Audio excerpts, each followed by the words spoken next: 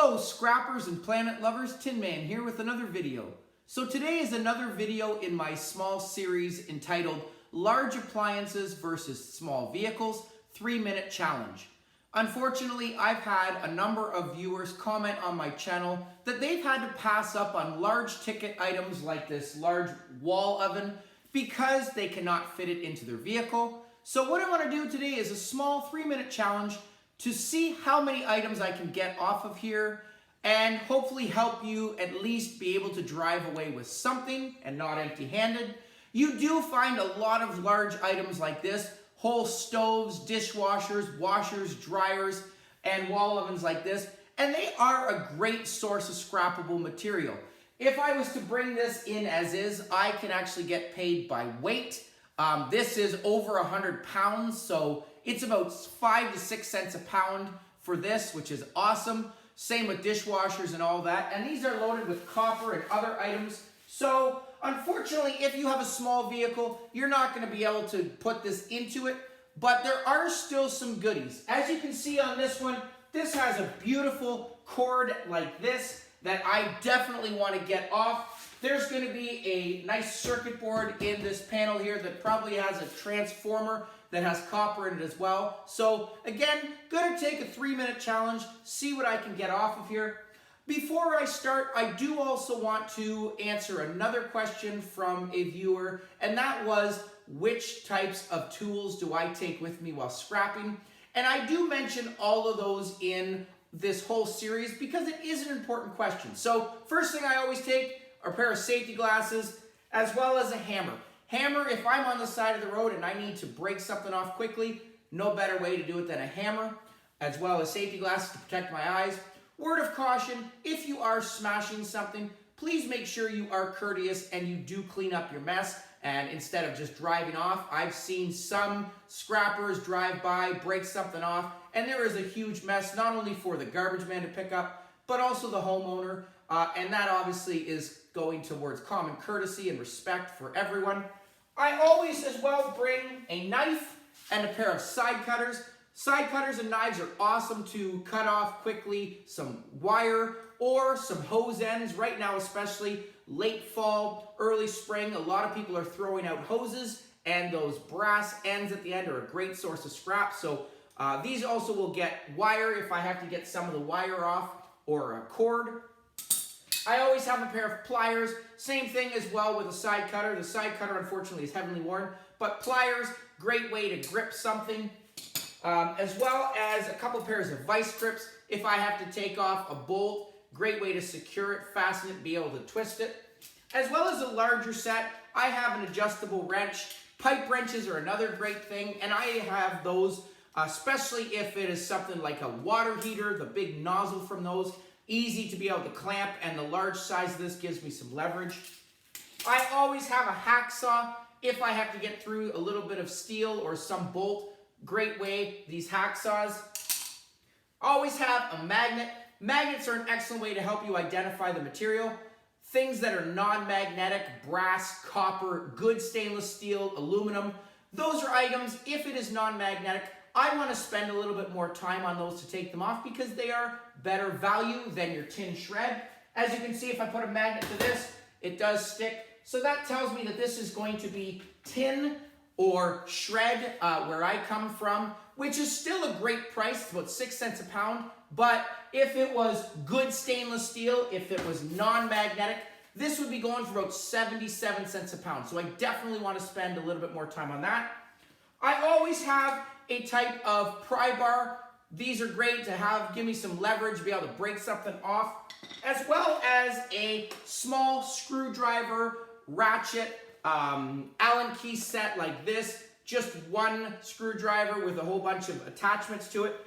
A lot better than taking a whole bag of screwdrivers, but definitely easy way to get to those screws to take them off.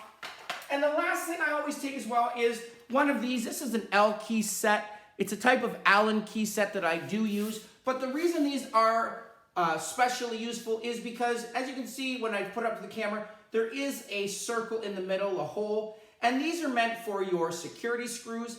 Microwaves, different electronics will have bolts, very recognizable. They have a little nub on the top. And these are important to use. These are the only things that will get into those. Those screws are put on there to keep people out.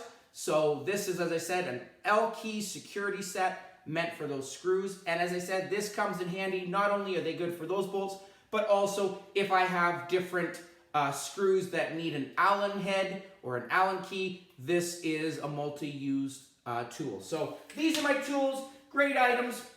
Gonna get to this video. And as I said, this is a wall oven. I actually did not find this. I was given it from a neighbor, so I appreciate that. It was very heavy, as I said, over 100 pounds. And I do have a complete video on a wall oven teardown, so I will include that in the link. So if you're interested, go check that out.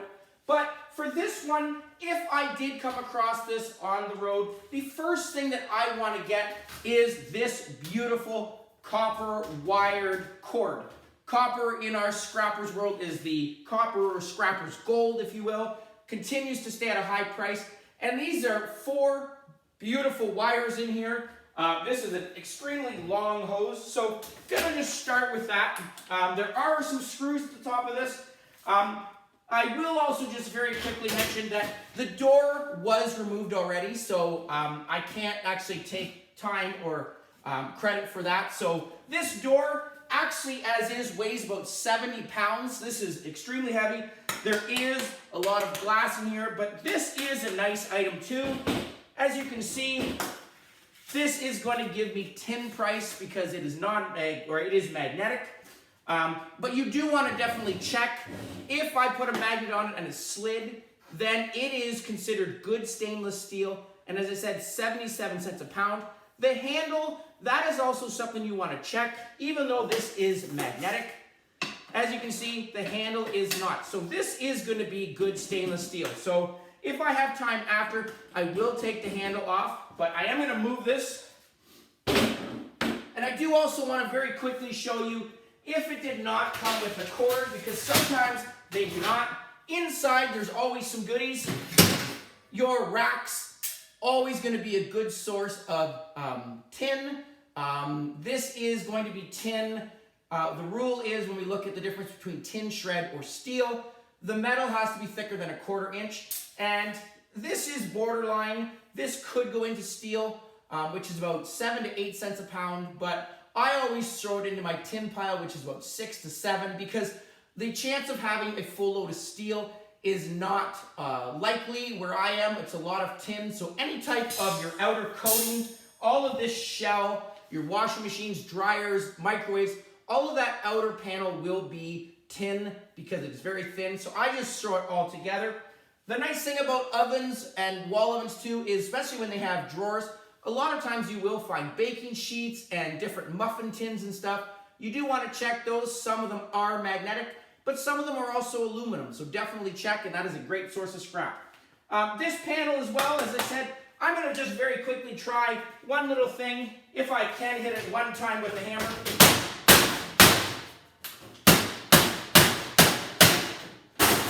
Okay, so if you're on the side of the road, again, there is bolts, so I could take my time with this. But if I'm quickly just trying to get this out, just going to cut these wires as close to this as I can. Get all these wires. Okay, there is a screw, but this panel, I'm looking, there are no screws here. So this I actually have to get from underneath. So this is where my screwdriver comes in handy. Okay, these are actually just Allen keys.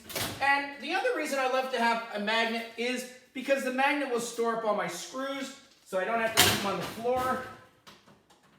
And I do throw them into scrap. They are scrap value. Some of them, if you get them from dishwashers, for example, and they are non-magnetic, then those are going to be actually going into my stainless steel pile. So better chance to look at those. Make sure that you collect your screws because they all add up. A lot of my videos, I always have big bins of screws. Okay, easily 10 pounds from a bag of screws when I bring them in. So a great source of scrap. But as you can see, the panel here, there is going to be a circuit board on here. This right here, there is a silver Malar board right here. So this is just like any type of push panel you get from microwaves. So there is a little bit of silver in there. So these Malar boards I'm gonna take, I always collect them, I have a huge bag of them, and there is silver recovery in that. If I put a magnet to this, so again, that is going to be tin. This is also tin. Inside of here, again, there's another circuit board that is just put on there. This is also where my pry bar comes in handy. I'm just gonna stick it underneath. Okay, there you go. Okay, so this is my circuit board. Circuit boards like this are gonna go for about 5 cents a pound on e-waste. This one does not have any transformers on it, but they are still a value, and this is actually a good weight. As I said, this is probably about a pound and a bit, so I will throw that in. Some more tin. Okay, inside, as I said, the last thing I want to do is I want to get this cord. This would have been, as I said, the first thing if I came across it, but highly unlikely that they are going to still have them. Okay, but here we go. There is a small, I'm just reefing it. You can see right there, there is an opening. But I want to go one further step. There is one screw here that I looked at. If I turn this, there's a panel here that has one screw. I just opened it. Look at that beautiful circuit board. So there is another circuit board. And now, I'm actually just going to cut this out as close as I can to get these whole wires. Okay, so there's lots of beautiful wire in here that I want to get as far as I can. Okay, I'm going to try and get this whole cord out. Figure out where it is. There's the last one down there. Because I want to get as much of this cord as I can.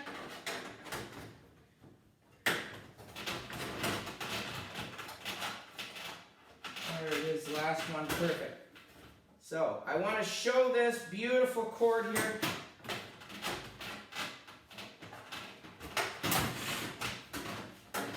There we go, pull it out. Look at this beautiful cord.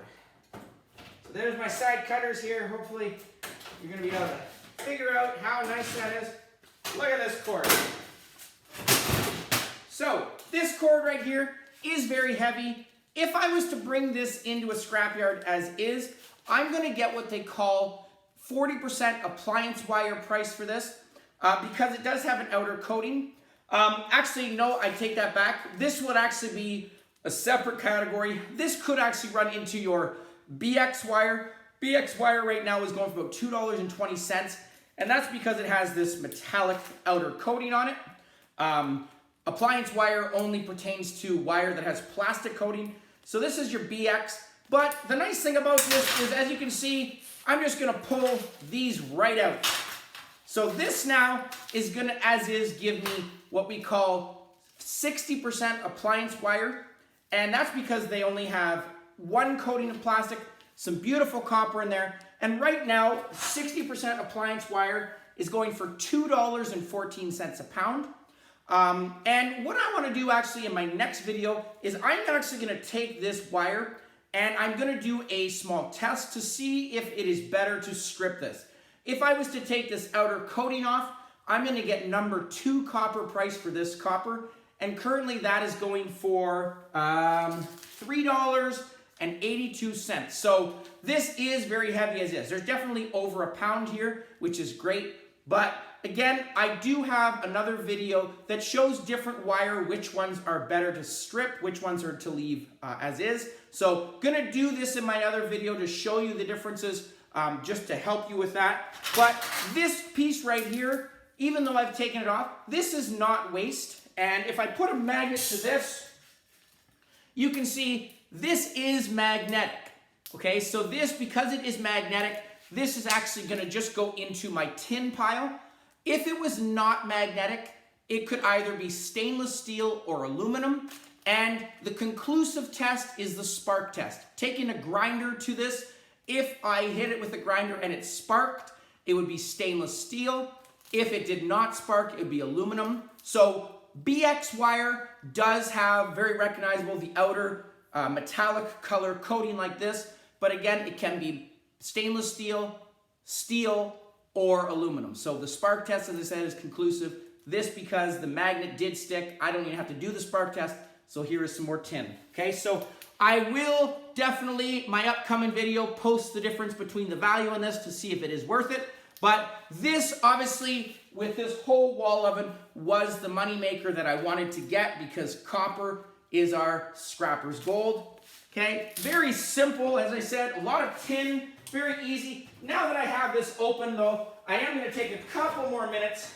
There are some bolts, screws, but I want to see, especially now that it is open, I want to get as much wire as I can because all of this wire is going to give me the 60% appliance value. I always just store it up in a bag. It definitely adds up in price and weight for sure. Does not take a lot to build up. But you definitely want to make sure that you separate it from your 60% appliance wire, okay? And someone asked me in another video, do I have to take off these big plastic ends? My answer is yes. What I will do is I will just cut the tops of these. This I will actually put into low-grade wire because there is still a little bit of wire on here. There is some brass, but a lot of plastic. And the last thing I want to do is give a scrapyard reason to downgrade me. So I definitely will throw the wire like this once I cut this end off into my 60%. Here again is some low grade. And it depends on where you are. Some places will give you the 40% appliance wire for this. Some will give you, like I said, low grade, which is probably about 40 cents because there's not much copper on here, but definitely better than going to the landfill.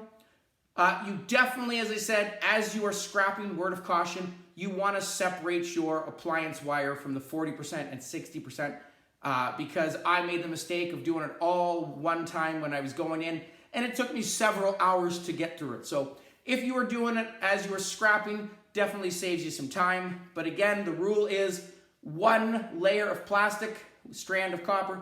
This is your higher value, 60% appliance wire.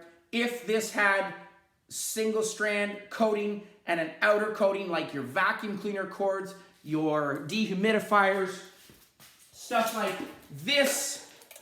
As you can see, this is off of a microwave.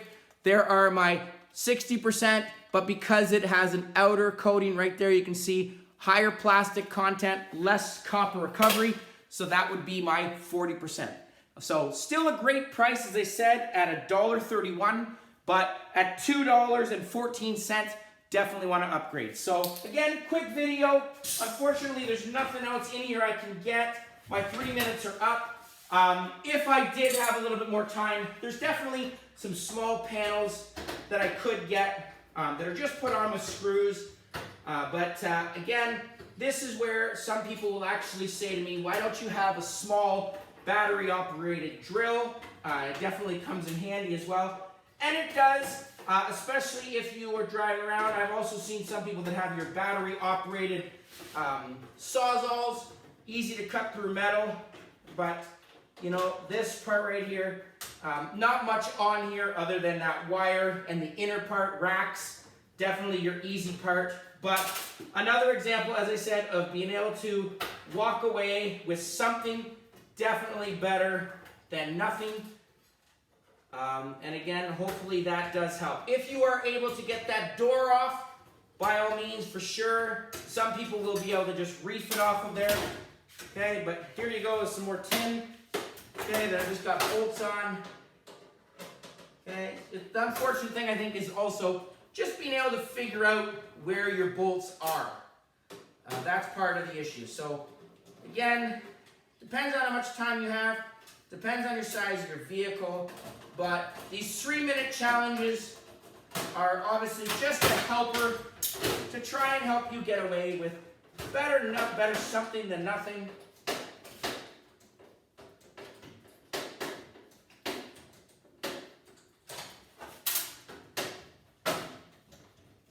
Alright, so there you go, my last little thing. I'm gonna just pull this off. Be careful as well. A lot of times this steel, I should also mention, gloves are another thing, okay? But another little piece of steel that I took off, you know, in my couple-minute challenge. So hopefully you found that informative. Please comment down below. As I said, I do have a full teardown of a wall oven. This series, I've had a lot of feedback saying that they've been helpful. And again, just trying to work with the scrapping community to help people figure out the value of scrap material, and more importantly, help reduce the amount of waste going to the landfill. So thanks again for watching. Please comment down below, like, share, subscribe, and I'll catch you on the next one. Tin Man out.